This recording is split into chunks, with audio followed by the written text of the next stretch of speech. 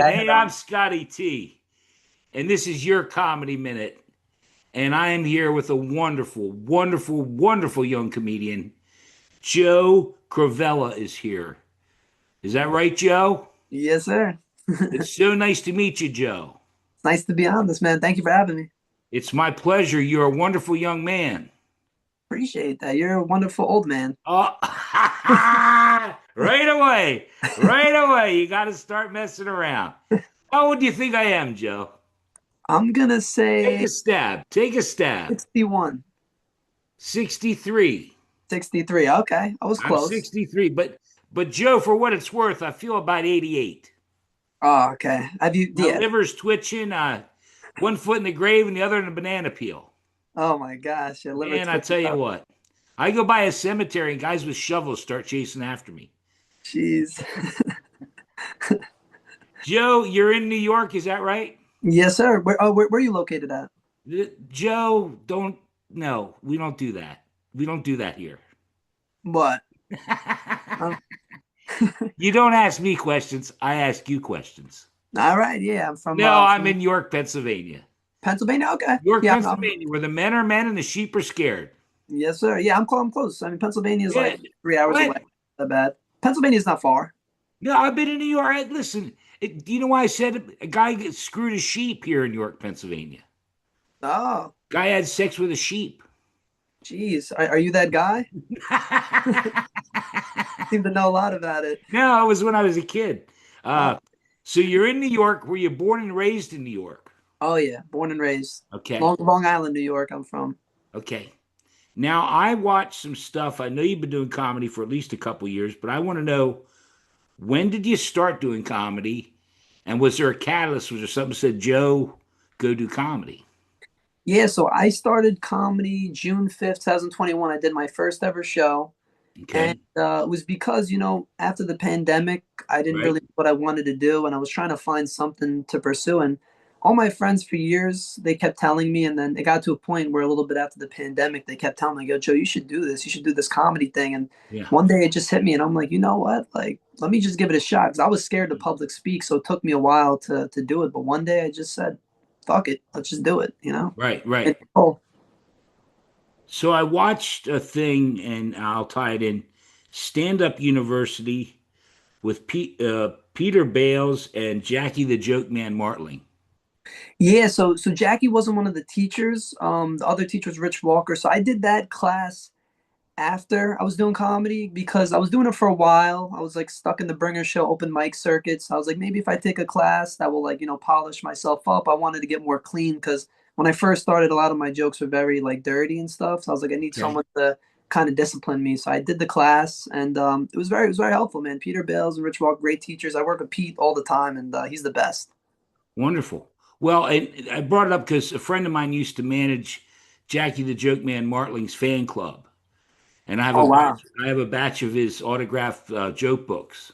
I have a few Jackie actually gave me. I did a few shows with Suffolk here in New York not too long ago, and he is the nicest guy ever, man. And he gave me an Yeah. experience that I never had yet, as far as being in a green room like that. And it was nice. It was so beautiful, man. He's truly a great guy.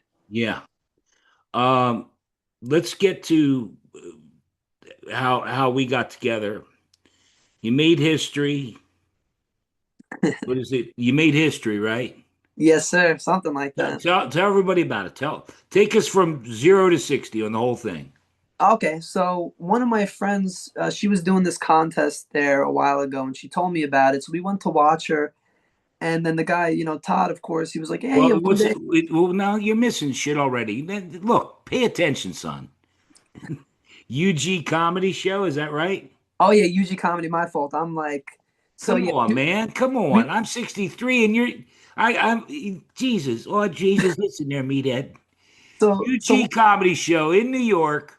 yeah, so it's a contest that Todd Mondesi, I think that's Montez. how, Montesi, he produces it every Tuesday. He's been doing it for like I think like 12 or 17 years, something like that. But my Right. friend Olga, my good friend from comedy, Olga, she was doing it, and she put me onto it. So then I reached out to Todd, a few weeks later, and then I did it, and Yeah, it was honestly it was so great because it's unbiased, because it's judges. That, It's well, not that the yeah, audience. tell everybody about it because I think that's a Oh really yeah. cool concept. Yeah, so honestly, yeah, the concept of it is really cool. The one thing I like about it is that they get an audience and then they have judges from all different backgrounds. They could be radio people, singers, musicians, comics, all types. So basically, they judge you every round. There's 3 rounds. The Yeah, first round is 5 minutes, second round is 3 minutes, and then the final round is a brand new joke. It has to be a minute at least, and it has to be like one joke. And every week you have to have new material if you win. yeah, right. So the concept of it was so cool, and I liked it because just I've done so many contests before in the past, and they're so biased. And I was like, at least I have 5 people to dictate, so there's no bias in that Right, because right. 5 people. And it was great, man. It honestly, my biggest thing in comedy is I was so lazy to write, and that contest forced me to come every week with something brand new. And I didn't think I was gonna do it. One week I was just like, all right, I just want to win 2 in a row. And then one day I was like, all right, like maybe I'll go for three. And then once they told me who had the record, because like Usama, he's an amazing comedian. So I was like, that would be great to tie his record. And then that was the goal. And I kept pushing myself, and then I tied it. And then once I won it, I was like, wow, man, this was incredible. And then I retired at 7. I told Oh, Todd, really? Yeah, because I yeah, saw there's a new. I said, "Oh my God, he lost the next week." no, yeah, all my friends are reaching out to me. They're like, hey, man, it was a good run. I was like, nah, I reached out to Todd. I couldn't make it. And then Todd said it was a good run. And I figured that was the best way to go out, Yeah, go set out it on hard. top. Yeah, exactly. I don't want to be beat. Well, you mentioned the judges, and I saw who's been on this show, Helene Witt. Oh, You she's know, the you know best. Helene. I love Helene. Yeah, she's from Long Island as well. She is Yeah, the best. She's always trying to help me out, sending me links to, people to reach out to, and she is so incredible. I love Helene. Helene's been on this show twice. I sent her some Beatles stuff. I worked in the music business my whole life, Oh wow. so I Wow. sent her some Beatles stuff, and Helene and I are buddies. So you are old. Yeah, Beatles is that is a long, long. I have a picture with Ringo's star, asshole. How's Oh that? my goodness. So you've had more colonoscopies than you do fingers. You've been through it. What's this? What'd you say it again? I was saying you've had more colonoscopies than you do fingers. I respected them, man. I'm gonna be old one day too. I'm just enjoying it now. All right, J Bones. Oh, you know the nickname. Okay, J Bones. Oh, yeah, that's You all my say buddies call skinny. me that. You say skinny. They put stones in your pockets on a windy day so they don't blow Oh, yeah. away. You Wind want to is come my at me? worst. I'll come at you like a spider monkey. Wind is my worst enemy. I I swear. guarantee it. Oh man, I struggle with wind. That's my kryptonite is a windy day. That's why I don't live in Florida. I can't handle those hurricanes. I would go flying somewhere. You got some eating disorder or some kind of shit. Likewise, my friend. Yeah. You ain't kidding. Yeah. That's one thing I don't have to worry about Oh yeah, on a no, windy I day. love it. I don't need to put stones in. There ain't no chance of me flying Oh away. yeah, we both got issues. More issues than Penthouse and Playboy. But I will say though that contest though, back to that, I love the idea. I used to play a lot of sports when I was younger, and I like the idea of competition and Right. comedy. So it's so cool. I've recommended it to so many of my friends, and actually it was funny. The last one that I won, I had one of my like really good friends, like one of my best friends, Brian Drummerhauser. He went up against me in the finals. So I was like, if I'm gonna lose, I would beat him, and then to win against him was cool because he's my buddy. So to go out like that, there was like no better way to clutch like to do that. Well, Like what I love about it is that you have to have new material every week. yeah, yeah. That's got to be tough. It was so tough because I was still so lazy that every week I'd be like, all right, I'm gonna write, and then I would just kind of wait until the day of. Most of the time, I wrote my jokes that day of. I would be on the train, and I would just write down joke topics. Most of the time, they weren't even like finished jokes. I would just be like, all right, let me write about this topic, and I'm gonna go up there. I'm gonna talk about it. Right. So around like week 4, I was really just kind of just freeballing it. Good, good. Sometimes, again, I'm old. We've established that fact. But Yeah. some, sometimes I think that's the best humor. Oh, yeah, of I course. really do. I love it because you know what?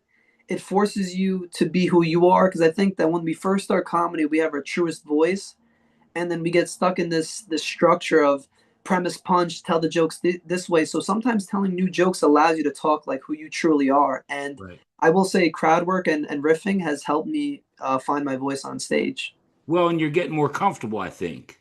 Oh yeah, for sure. Just getting up Because that. I think I watched one where a guy told you to take some acting classes, and I don't know that I agree with that. A Appreciate. podcast you no, I think just getting up there and doing it, the more you do it, the more you're going to get to know. Oh yeah, for sure. I think you have to throw yourself in the fire. I don't think that there's a specific book or guideline in order to do comedy. I think you just have to you need to have it in you and Yeah. you need to just be a part of the journey. You need to go straight into the fire. And acting I've taken an acting class. It was weird, but I wouldn't necessarily say it helped. It just Well, no, and I didn't mean to piss on it because it may help you down the yeah. road. You may do something like that. Yeah, for sure. I mean, me, I'm a very mellow guy. I'm very like relaxed and laid back. That's my style. So I don't really try to change it. So, a Okay. lot of people they will that's the one thing I learned in comedy is people will tell you stuff and you need to listen to the correct things. But there was one guy a while ago, one time he told me, he was like, yo, just put your hand in your pocket and don't move.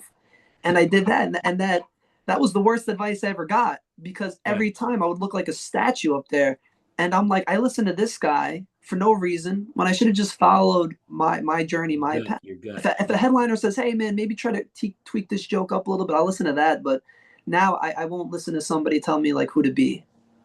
That's wonderful. I'm going to pretend for an old guy, I'm going to pretend I remember what we're talking about. Comedians that inspired you, and I actually know the answer. At least I saw a thing where your favorite comedian. Who's your favorite comedian? I got a few, man. Right now, Well, no, in other words, I watch a podcast and the guy asked you your favorite comedians that inspired you. Just do that. Comedians that inspired you, and then comedians that you like today. so comedians that inspired me: Chris Rock, Dave Chappelle, George Carlin, Patrice O'Neill, and I love Adam Sandler. Adam Sandler's my. Okay, okay. Well, George Carlin, I actually had a conversation with George before he died. Again, we've established that I'm old. Oh yeah, I I actually met Rodney Dangerfield too. Have you ever heard of him? oh yeah. I've heard some crazy stories about Rodney Rodney. Dangerfield, Stephen Wright, Lewis Black. Yeah, I love comedy. Anyway, comedians now that you like. So I love Ralph Barbosa. I love Sam Morril, and I'm a big fan. You know what? Those are definitely my two favorite. But I love all sorts of comedy. My mind is so open to that. But those are definitely two of my Okay. favorites right now. I noticed, and again, I think this may tie into what we were talking about. I noticed, like on Instagram, you don't have any reels or skits or that kind of stuff. Yeah. Is that for, in other words, I don't think you probably have a TikTok. Yeah, so actually, it's funny you mentioned this because I was just gonna make a TikTok this week and I was just gonna get into it. I think the biggest thing I told myself in comedy was get good first and then post because the last thing I wanted to do was post content that because the thing is, you look back at someone's comedy career and you would think like, oh wow, he's grown.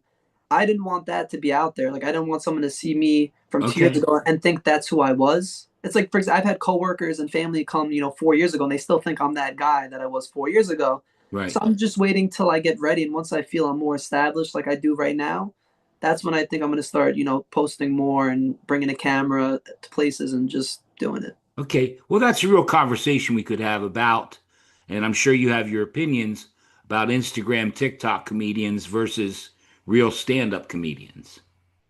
Oh yeah, I mean, at the end of the day, I respect the journey of everyone, no matter what direction you go into. I know a lot of Right. comics they hate on those people, but at the end of the day, man, they're making it happen. And if they can't fulfill their stand up on stage when they sell the tickets, that's on them, and they'll destroy their fans over time. But at the end of the day, they did something. They did something I didn't. They're on social media every day posting content. I'm not doing that, so I can't knock somebody that's working harder than me in that field.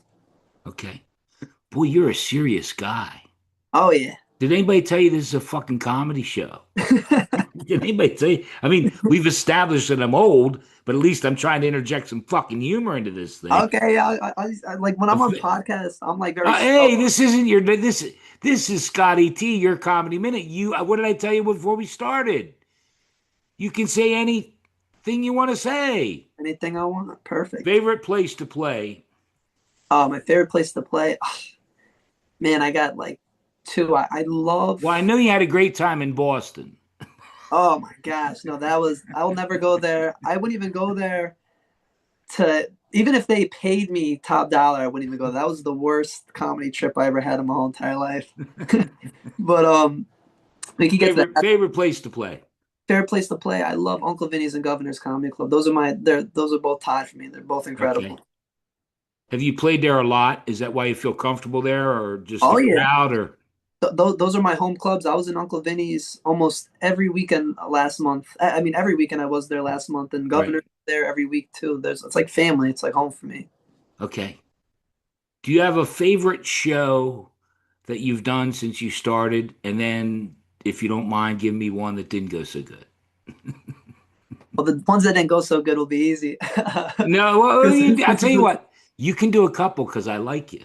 appreciate you. So the best one I would say, I did a theater in Pennsylvania with this group called the Uncle Louie Imagine Variety that. Show. Imagine that where I live, Pennsylvania. Yeah, I think it was in Keswick. Exactly in Philadelphia. Yeah, yeah. So I know it. I used to live in Philadelphia. okay, all right. I don't know the area, the I'm twang. an Eagles guy. I'm a tough guy. Oh, Mess you're around, I'll tear off your head and shit down your neck. Fuck around with me.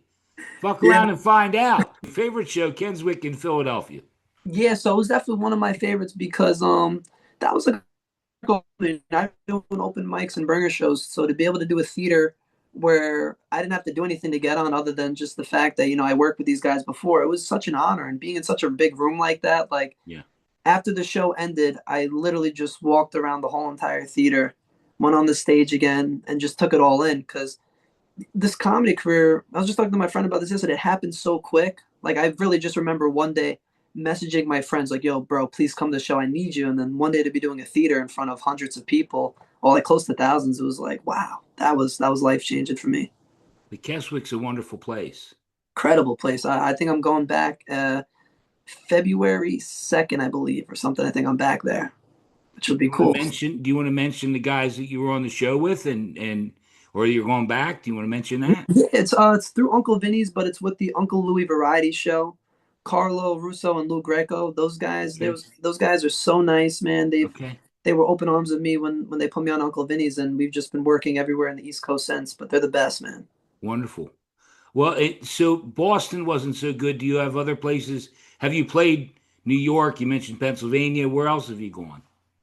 Yeah, Boston, Pennsylvania, Jersey, New York, um, How was Jersey? How Connecticut. was Jersey? I love Jersey. Jersey is basically like New York. Yeah, right. It's really not far different from me. I think it feels like home. I think that's why I like it so much. Okay.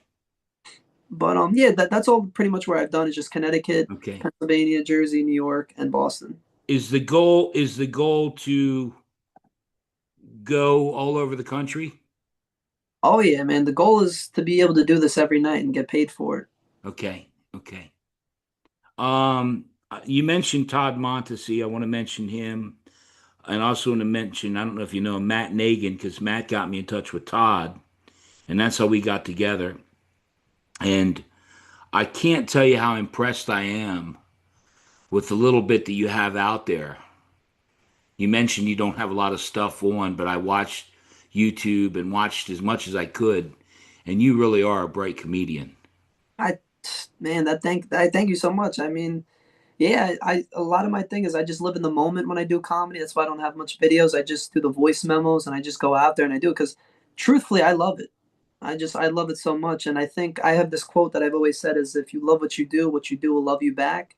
And I Right. think the universe and God, they could understand your intentions. And I think they know my intentions are pure for this. So I think that's Okay. why the results come out the way they do. And your writing process is just what you just said, that you Yeah, just come up with like a topic and I just kind of go in my head about it like an insane man and just talk to myself in my room. And like, for example, today I saw some old guy at Taco Bell bugging out because they have the kiosk thing.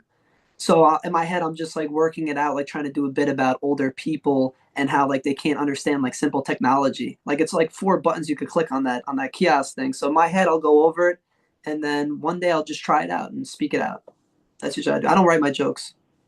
Yeah, I mean, I do it at the worst times. I was at my friend's grandmother's funeral or wake or whatever, and I'm just cracking jokes on the whole entire time. And people are just turning around Right. looking at us because like that's my mind won't stop. Even at my uncle's funeral, like, they had me close it out. Yeah. They wanted me to be funny. They're like, just go up there and be funny, and like that's just my mind works. There's no off limits for me. It's like wherever I'm at in life, that's the way my mind works. Oh yeah, and then the more you talk about it, the more things kind of segue into you, and then you find it out through time. And it takes time. Sometimes it takes years to write a joke. Sometimes there's Well, jokes I worked on before for you a do couple your years. comedy minute, will you do one that you really like for me? Do you mind? Could you do one for me? One that you've built up that you like? A joke that I like to do. All right. Let's see. Like I do this joke where it's like I still like live at home with my parents, and Okay. the thing that like that sucks about like living at home with your parents is like you never get any privacy. It's like anytime I want to do stuff with a girl, it has to be in a car, and that's tough. Like you know how hard it is to have sex when the Uber driver won't move up the seat. So you didn't even have a car. You have to I take it. That's right. I did see that. have. You worked at Petco and you have a bike. Oh, that was a long time ago. Now I got a And car. homeless people, you gave you money. Oh, I love that joke. The homeless. Oh my God, he is 40. Oh, that was a class. I still do that every now and then, but that was a classic for me. Yeah. That was like the first joke I had that really hit. Like that was like my go-to joke where I was like, even if I was bombing, if I did that one would always The get the laugh. homeless joke. Yeah. Well, you can see for an old guy, actually, I actually do my homework and try and find out about my guest. And, Yeah, the senility kicks in. And then, I trip on a banana peel here in the kitchen. you did your homework. You just didn't obey the diet. But other than that, you did exactly. Now, now why? You know, now listen, I got to tell you something, Joe. I've had like 250 or more guests. George Wallace, Kathy Ladman, I've had big stars in the show. Yeah, incredible. I saw the And George you're the first guy to fuck with me, and I love it. for real. Wow. Hey man, He going at me about my weight. I'm a you light start. eater. I start eating when it starts getting light. I mean, I start eating when I don't know. You I, don't, I you don't. don't, I you don't. don't. I don't. You are I rail thin. oh yeah, you know And what? my God, I'm big as a house. Yeah, me and you should. We're like a number 10. We should call this episode number 10. Just stand next to each other. Well, you're the one and I'm the round. Oh yeah. That's the number 10. Boy, you are a smart guy. Well, look, before we go, and I want to thank you, honestly, from the bottom of my heart. No, thank you for having No, me. thank you for having me. Thank you for being here. Thank you for giving me my time. I may keel over before, have a heart attack from but I want to be sure that you tell everybody what you got coming up, what you got doing. And I'll tell you what, if you like, and I'm still alive, you can come back sometime. I would love to, man. It was Okay. I truly appreciate you so much for having me on here. So basically, the shows that I got coming up right now, the big ones is I got next week. I got October 10th is in Laugh It Up Poughkeepsie. One of my buddies, Jason, he's going to be headlining it. He just started, blowing up on social media, so You he's can putting together mention a his show. whole name, Poughkeepsie, New York. I've been there. Yeah, What's his full his, name? his name is Jason McLaren. He's Okay. headlining. It's at Laugh It Up Poughkeepsie in upstate New York, and Right. yeah, he started blowing up on social media, so they Good. let him do his show there. So it's an honor Wonderful. for him to have me on there. And then the next day, October 11th, I am doing the Smithtown Theater. It's Godfather Night. It's like an Italian comedy night with me, my buddy Pork Chops, and Fat Jay's headlining it, and Okay. that should be a really good show. So that week's going to be a fun one. Anything else coming up that you want to talk about? Um, I will put the links to your Instagram. I think you have Facebook. I don't know if you create a TikTok, I'll add it. Anything you want to mention before we get to your comedy minute? Yeah, and also October 17th, one of my buddies is producing a show in the Giggle Room at Governor's, and I'm headlining that. So if you guys want to Okay. come down to that, come down. Headlining governors. That's pretty good. You are an amazing comedian. I appreciate you. You're an amazing freaking Oh, podcast shut up. host. Oh, you already pissed me off. Clogged up my weight. So let's do it. You ready? Oh yeah. Joe Crovella, your comedy minute. Go ahead, my friend. So quick thing. This comedy, is it like a story or is it a joke that we have to tell? Joe, I may be old, but you're an idiot. I never I denied that. told you, I sent you messages. I You sent you did. one to look at. You can do a minute. You can do 5 minutes. You can do whatever you want. It's called your comedy minute.